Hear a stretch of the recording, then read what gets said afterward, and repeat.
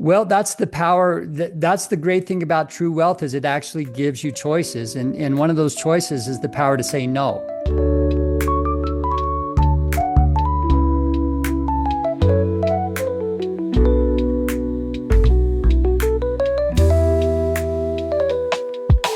Welcome to Off the Chart, a business and medicine podcast featuring lively and informative conversations with healthcare experts, opinion leaders, and practicing physicians about the challenges facing doctors and medical practices. My name is Austin Luttrell. I'm the assistant editor of Medical Economics, and I'd like to thank you for joining us today. In this episode, Medical Economics managing editor Todd Shryock spoke with Dr. Bryan Jepson, a practicing physician, financial planner, and author, about how physicians can build true wealth and prepare for retirement. Dr. Jepson explains why financial planning isn't just about money, but about creating freedom, balance, and fulfillment throughout a physician's career. He discusses how doctors can overcome common financial hurdles like student debt and late career starts, and why saving early, diversifying investments, and aligning spending with personal values are key to long-term success. They're also going to talk about what true wealth really means, and how physicians can design retirement plans that allow them to live well today while securing their future. Dr. Jepson, thank you for joining us, and now let's get into the episode.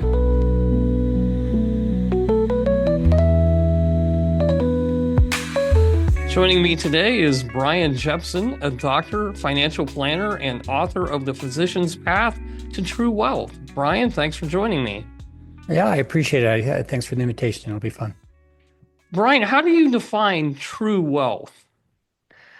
Well, to me, I think you have to distinguish between what is being rich and what is being wealthy. And to me, those terms mean different things. And so, when I think about what it means to be rich, it's kind of more what you spend your money on, right? So if you kind of had that image of your head about what a wealthy person or a rich person is, you're thinking about, okay, well, they're driving expensive cars, they go on big vacations, they live in a big house.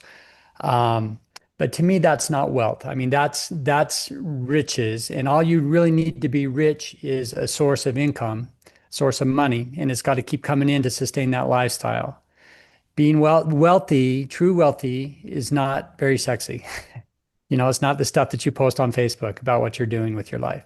It's how much you're saving, how much you're investing, kind of creating the assets that will allow you at some point to buy back your time.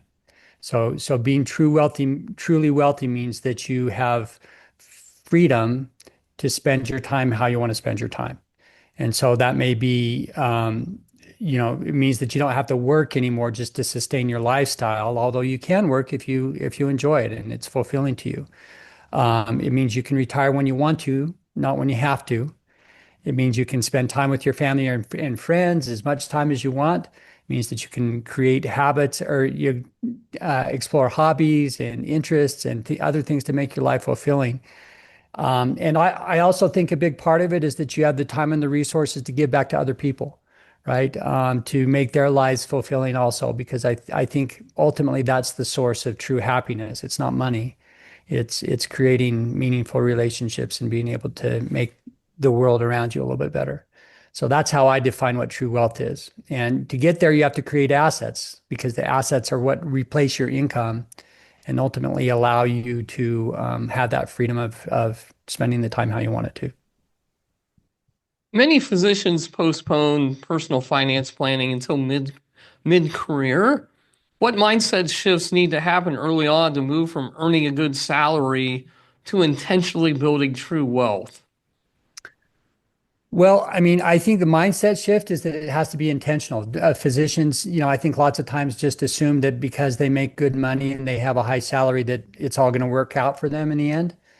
And lots of times that doesn't happen unless you're intentional about creating healthy assets. And so, I think the thing that gives you the most power, the most powerful tool in all of our financial toolkit is compounding interest, the power of compounding interest. And so basically, this is when your money starts making money on the money that it's already made for you. So, if you're making 8% interest on what you invested, the next year you're making 8% interest on what you invested, but also the interest that you made the previous year. And so it pretty much creates an exponential growth curve over time. And so you want to time that growth curve. So when you're in that sharper, steeper part of that curve, the rising part of that curve is when you're wanting to retire, because now that money is your assets are giving you income and creating money, and probably more money than you actually made during your career as a salary.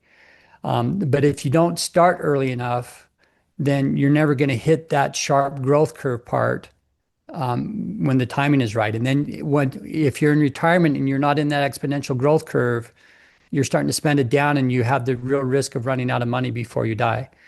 And so really, the earlier you can shift your investing in your career, the more likely it is that you're going to time that growth curve correctly. Busy clinical schedules can feel all-consuming. Are there practical strategies that physicians can use to carve out time today so they don't have to wait until retirement to experience freedom and fun and joy? Yeah, I mean, I think the beauty about creating wealth is that if you do it right, it doesn't take that much effort. So it's less about effort and more about intention and creating good habits. And so I think there's a misconception that you have to spend a lot of time on your finances to be successful with it. Now, I think it is important that you spend enough time that you become financially literate, and to know how to apply your income and kind of all the strategies that you need to do to make it all work. And that is an effort. You have to take some time in that, but it doesn't need to consume your entire day. So once you can create a good comprehensive financial plan and a good investment strategy plan, a lot of it is just letting it do its thing. You just got to be intentional, kind of keep doing it, be consistent, be patient, and let it do its thing. And so, I really think that's the most important thing. I to answer the other part of that question is basically what are the strategies of carving out time so that they don't have to wait. Again, I think there's lots of ways to do that. I think working with a financial planner who can help kind of understand your entire situation can make a difference, because everybody's personal financial situation is different. We say personal finance is personal. And so, just creating the right strategy for you is an important thing. Say, Keith, this is all well and good, but what if someone is looking for more clinical information? Oh, then they want to check out our sister site, PatientCareOnline.com, the leading clinical resource for primary care physicians. Again, that's PatientCareOnline.com. How should physicians balance traditional retirement vehicles, such as a 401k or an IRA, with more flexible investments or pursuits that create greater autonomy over their time? Well, so I think those other flexible investments can come with time as you build your wealth, as you build your nest egg. But I think that the core component needs to be your tax advantage retirement accounts. So that's your 401ks, that's your IRAs. That's to be sure that you're paying yourself first, that you're being consistent with that, and that's the bulk of your retirement savings. Because the reason for that is that if you do it right and you're consistent, you don't go in and try and mess it up too much, then you're almost guaranteed to be successful with that. You're almost guaranteed to earn money on long-term investments. And, if they're reasonable, if they're low cost. And so I would still use that retirement account as your main vehicle to be successful. Now, once that's on the path and that that's successful and you've got the plan in place and it's continuing to build and you want to start looking at some of the alternatives, whether it be real estate investing or private equity investing or even crypto or things like that. If you're interested in stuff like that, it's fine to do that. But you have to realize that takes a little bit more effort on your part. You have to really do a lot more education. Tends to be a lot more active investing, and it has higher risk. And so if you just do that and you forget all the other stuff, you might do well. But there's also a really high chance that you could lose all your money. or lose a significant portion of your money and really jeopardize your retirement. So I think there's a place for those kind of things. I think it does add some diversification, but not at the expense of just the standard 401k savings. What are some effective ways physicians can weave philanthropy or service into their financial plans without jeopardizing their personal financial security? Well, so to me, I think the ability and the willingness to give back to others is really a key component of true wealth. Because if you can give some of what you have to other people, then you're telling yourself that you have more than enough. And that's being wealthy is part of that. And so, and I don't think it's just a matter of writing a check all the time.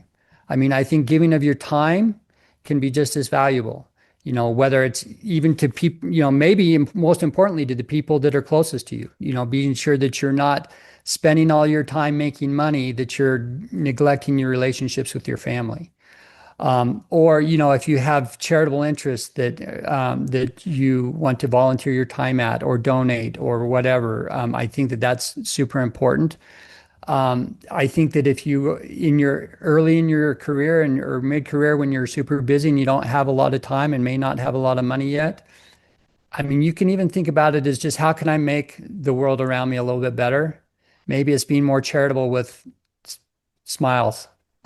Just being kinder to people, being more patient with your patients, all that kind of stuff I think can make your life wealthier, their life wealthier, and, just add happiness to the world. And I think that's important. Burnout and career dissatisfaction are rampant in medicine. How can following a true wealth framework help physicians decide whether to downshift, pivot, or even retire early while still feeling professionally and personally fulfilled?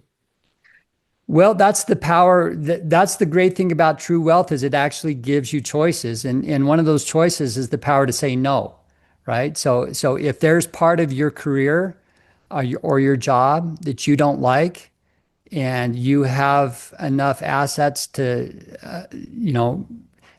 be able to jeopardize that, you can say no to those things. You can start selecting the things in your career that you like and enjoy doing and get rid of those things that you don't like so much. And that may come with a cut in pay or, but, if you're wealthy, that doesn't matter because you have enough. So, or, if you are willing to, it may even help you earn more money because you can negotiate with some power. If you're willing to walk away, if you don't get what you want out of that negotiation, you have more power on the table. And so I think that there's lots of ways where true wealth can make your work life better and prevent some of the burnout that we feel. I think a lot of the burnout is where we feel trapped into our job and trapped into our, all the administrative duties that we may have, or trapped by insurance companies, or we just feel like we don't have any power left. And even, at some point later in your career, if you decide that you want to do something different, then explore something outside of medicine, and that's fine. That's what I did, so I still do some shifts in the emergency department, but primarily I'm doing finance stuff now. And that's been a great shift for me. It's helped preserve my working years and keeping me engaged and just makes my life better to stay productive. And so having the assets to be able to do that is empowering, and it actually makes life better and have less burnout, and I think extends careers.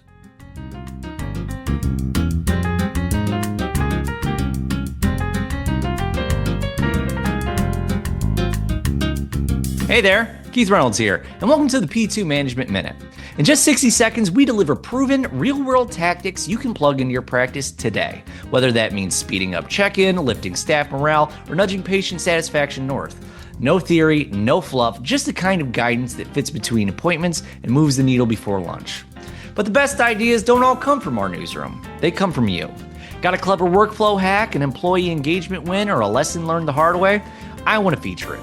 Shoot me an email at kreynolds@mjhlifesciences.com with your topic, a quick outline, or even a smartphone clip. We'll handle the rest and get your insights in front of your peers nationwide.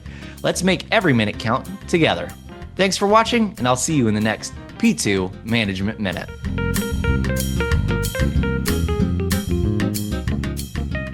If a resident or early career doctor asks for a first step toward true wealth, what single action would you recommend they take in the next 30 days and why? I think the first step for everybody, and it can happen at any stage in career or life that you're at, is to start examining your budget and start living below your means. And even in residency, you can do that. You don't have to spend as much as you might be spending, and you can live below your means. You should be making enough to survive in residency. But it may take some effort to look at what you're spending stuff on and be sure that you're spending stuff on things that you value and that you're not just wasting money. And so I think that that's the first step for anybody, is to just do that, that mundane budgeting. Look at your expenses and be sure that it's less than your income, because then the next most important thing is to start paying yourself first, right? Start saving and investing. And the first way to do that is by stop discontinuing paying high interest rates on credit cards, right? So if you're carrying credit card balances, that's an automatic 27, 29% nowadays. That you're never going to get that return in the stock market, at least not consistently. So the smartest investment is to pay down those credit cards, pay off those credit cards, and then never carry a balance. And to allow you never to carry a balance, you need to start building up an emergency savings account. So I think those three things would be the most important early steps. Spend less than you earn, pay off high interest rate debt, and start creating an emergency savings fund. And the emergency savings fund is so that when life throws you some curveballs and an expense that you're not expecting, you don't have to put that on a credit card to pay for it. You can pay it out of cash. And then at that point, it's okay, I'm going to automatically start saving and investing. Easiest way to do that is through a 401k account where it just comes out of your paycheck. You never see it. And it's automatically invested, and it's just out of sight, out of mind. You're not tempted to spend it. You can automate that with the savings account too. And so, we tend to spend what we see in our checking account. And so if we can just make it as automatic as possible, put it in low cost index funds, you can put it in an S&P 500 index, and that'll match the market.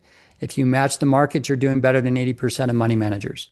So it can be easy enough for everybody. It's simple, but let me say that it's simple but not easy, right? So it takes discipline. For that emergency fund, is there any general guideline that you would recommend? Is it like 6 months of expenses, or what do you recommend? Yeah, the general guideline is 3 to 6 months of expenses, but it depends on income sources. So if you're a single income source in your family, recommendation is a longer amount, so probably 6 months at that point. If you have a dual income, you can probably get by with a 3-month savings account. Now, you don't want to put a lot more than that in a savings account. If you feel like you need a little bit more cushion, that's fine. But if you're putting too much into a savings account, you're not taking advantage of the higher rates of return that you could get from investing it in stocks or things like that. So a lot of people play it safe, put all their money into cash, but realize that your purchasing power is decreasing every year because of inflation. So you're actually, if all your money's in cash, you're guaranteed to lose money over time because of purchasing power. Is there anything else you would like to mention that we haven't talked about? I really think that the most important thing, especially for physicians, is to be intentional and to take ownership of your own financial success. Don't just assume it's going to happen because you have high income. It won't unless you're intentional about it. And like I say, it doesn't have to be super complicated, but you want to at least understand the basics of personal finance. And the book that I wrote, the Physician's Path to True Wealth, basically are all the things that I think are important that we should be learning in medical school and residency, but they don't teach us, right? So we kind of have to learn it on our own. But those are the things that I think if you knew that stuff, you're going to be in really good shape in terms of finances. It doesn't get too far into the weeds. I think that if you start in the weeds, you're a lot less likely to do well over time, actually. So you need to shore up the basics first, understand all that stuff. Once those are solid, then if you're interested in finance and you're willing to take the time and the effort that it takes to understand all the nuances, great. Do that and put it in context of a comprehensive financial plan. But there's a lot of doctors out there that, really don't have that much interest or time to manage all that on their own. And I think it's okay to get a financial planner at that point. I think that there's a lot of belief out there that financial planners are evil and just trying to take your money. And maybe some of them are, but I think that there's plenty that are good and that are there to help you. I think that the way to select the right kind of financial planner is to be sure you understand how they're being paid, right? Are they being paid on their advice? Or are they being paid by what they're selling you? So in other words, are they making commissions on things that they're advising you on? And if they are, then they're probably not advisors. They're more salesmen. And so be sure that you select somebody who has a fiduciary responsibility to do what's right for you, and that you're paying for their advice, and that you know exactly what they're charging you. And I think a fee-only certified financial planner is a good place to start. I also have a website that I try to add weekly blogs about just personal finance topics that hopefully will be helpful. And if you are interested in learning more about our becoming a client or how we do things at my financial planning company, it's targetedwealthsolutions.com. And so those are some resources for you. Great tips, Bryan. Thanks for joining me. Okay, it's my pleasure. Thanks for having me.